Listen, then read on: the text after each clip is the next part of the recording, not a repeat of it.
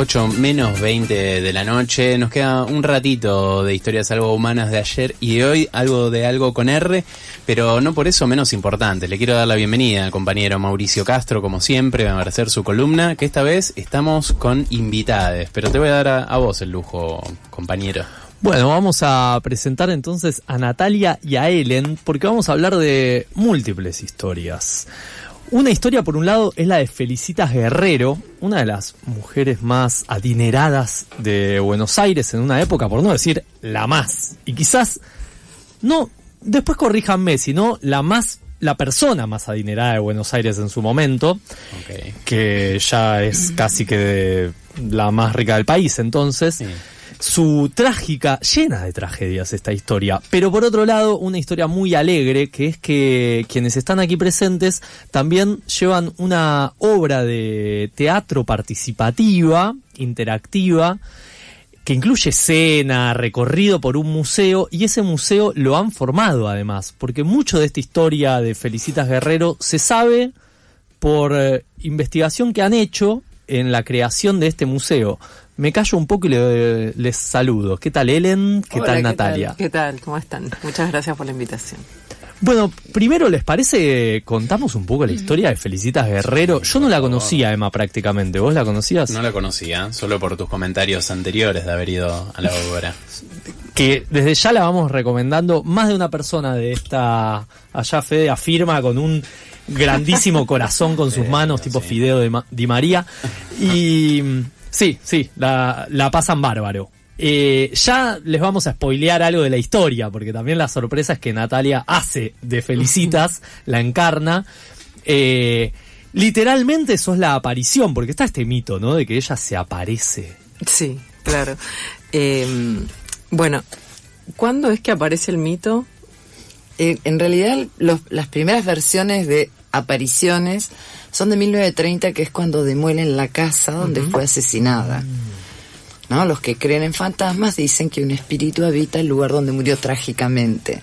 Entonces, cuando demuelen la casa, o se despertó la memoria colectiva, para los que no creemos en fantasmas, o, bueno, el fantasma anda vagando por ahí.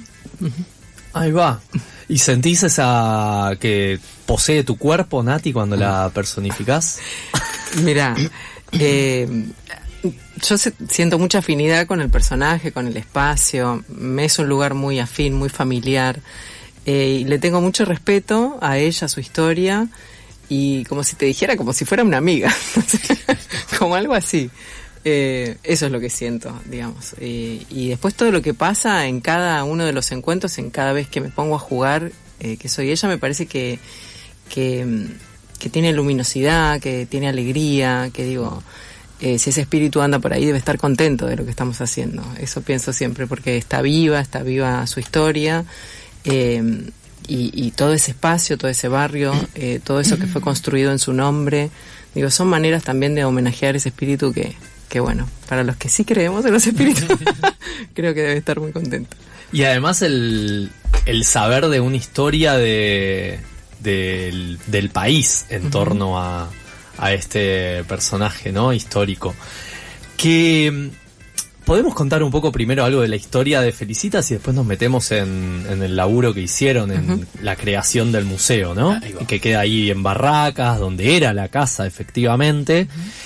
Y bueno, podemos decir que nace en 1846 y va a morir bastante joven, Felicitas, pero una vida con mucha intensidad.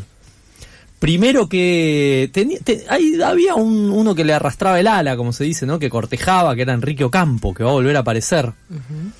Y que era tío de Victoria Ocampo, Silvina Ocampo, ¿no? Las escritoras, las familias de la creme, claro, del poder, de la aristocracia. Pero no se casa con él. A ver, cuéntenme un poco, porque a mí se me van a pasar 1000 detalles importantes. Bueno, es una época en que los derechos de la mujer son otros. O sea, las mujeres no tenían derechos civiles, los padres eran los que decidían con quién se casaban las hijas. Era una época en que las mujeres se casaban entre 16, 18 años. La expectativa de vida era mucho menor. Además, por ejemplo, las mujeres hacían testamento, las que tenían algo para edad, cuando estaban embarazadas, porque morir en un parto era común también. Entonces, a Felicitas la comprometen con Álzaga, ella tenía 16 y él era un anciano para la época de 51. Y entonces... Tienen casi 40 años de diferencia. La diferencia sigue vigente como que es mucho, ¿no? Y entonces, bueno, la casan con Martín de Álzaga, que tenía una gran fortuna. Las mujeres eran moneda de cambio, una forma de ubicar a las familias en un nivel económico mejor. Y bueno, ella tiene un hijo que se muere a los 6 años, queda viuda, 1870, tenía 24 años. 1871 es la epidemia de fiebre amarilla. Entonces, bueno, en ese periodo hubo un pequeño luto, pero después conoce a la persona de la cual se enamora y con la que se iba a casar. Sáenz Valiente. Y vuelve a aparecer Enrique Ocampo, reclama su atención, ella lo rechaza, y en un momento él va a la casa en Barracas, que es donde se habían instalado por la epidemia, porque en realidad la familia vivía en la casa de la calle México, que es San Telmo. Va Enrique Ocampo ahí. Zona que era como el epicentro de la epidemia. Claro. Una epidemia que 150.000 habitantes tenía Buenos Aires en ese momento, así datos que busqué. Y morían en el momento cúlmine 500 personas por día. Sí. Es una barbaridad para la poca población que había. Por eso muchos ricos se iban a la zona norte, ¿no?, de la ciudad, sí, que en ese momento era a caballo una hora. O al sur, Barracas, en este caso. O más al sur. Y las casas que quedaron desocupadas son los que luego van a ser los conventillos, ¿no? Las casas de los ricos con muchas habitaciones y eso. Luego serán los conventillos. Sí. Y tenía entendido que también estuvo un tiempo en Castelli haciendo el luto, que ahí lo conoce a Sáenz Valiente, en ¿no? esa zona tenía la Quinta La Postrera. Entonces iba con Álzaga, en algún momento fue allá. Y bueno, finalmente Enrique Ocampo la mata en la Quinta de Barracas. Y bueno, ahí es donde teóricamente él se suicidó o lo suicidaron.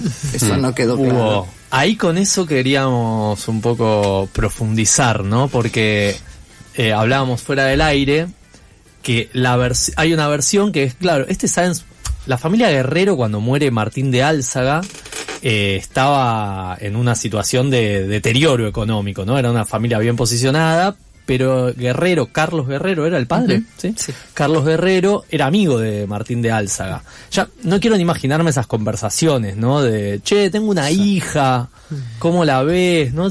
Che, tiene 14 años. Claro, no estaba ese filtro, me parece. No, che, ¿en qué anda tu hija de 15 años?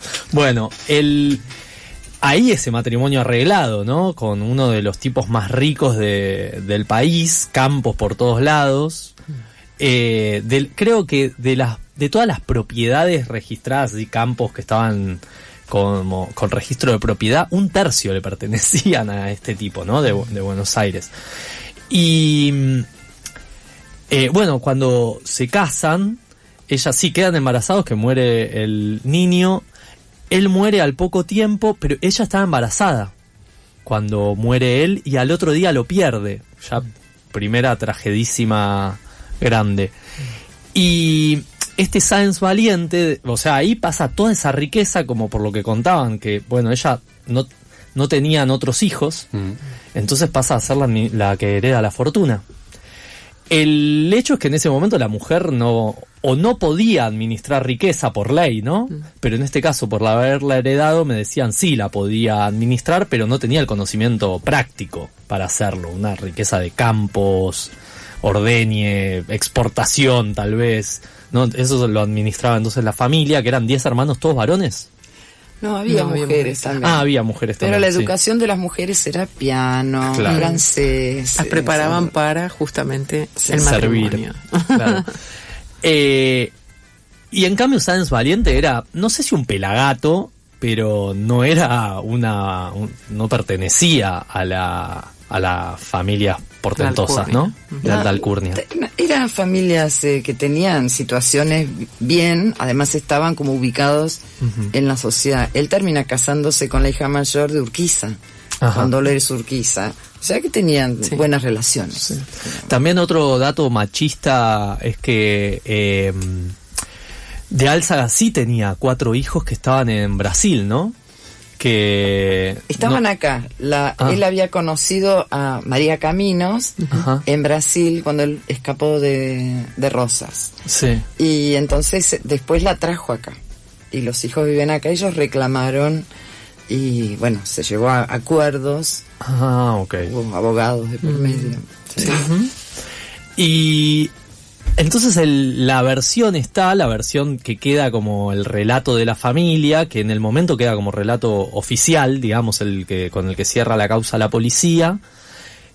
¿Cuál es ese? ¿Cómo lo contamos? Y después contamos la otra versión más, que se necesitarían detectives que viajen en el tiempo. Peritos. Sí. No, la versión oficial es que él se suicidó. Llegó a la casa, la mató, dijo, si no te casás conmigo, no te casás con nadie. El mismo día que ella iba a anunciar el compromiso con Sáenz Valiente. Es una de las versiones, sí. Claro, que entonces ahí estaba, se hace conocido que esta se va a casar con perdemos toda la fortuna, cuando ya se sepa todo se vuelve más sospechoso. Entonces, bueno, esa sería la versión B, la mató la familia, para que Sáenz Valiente no sea el que se queda con la plata. La plata, las propiedades, y el que son va a especulaciones. Son especulaciones, por supuesto. Vamos a creerles a la oligarquía, ¿por qué va a andar mintiendo? Una oligarquía tan bien posicionada, no van a mentir. Que entonces es Ocampo el que reaparece tanto tiempo después y le dice, casate conmigo, ¿qué es esto? Que él le venía escribiendo y ella no le contestaba, ¿no? Como basta, cargoseo acosador. Y va a la casa directamente, que ahí es donde dice, quiero hablar con Felicitas, y ella había salido a comprar, no sé, su vestido, su peinetón. Claro, cosas de la época. Iban a inaugurar un puente sobre el río Salado y ella estaba con el tema de los festejos. Ahí va. Sí. Y entonces volvía para hacer el anuncio con Sáenz Valiente, acá nos vamos a comprometer, y justo estaba Ocampo esperándola para hablar con ella.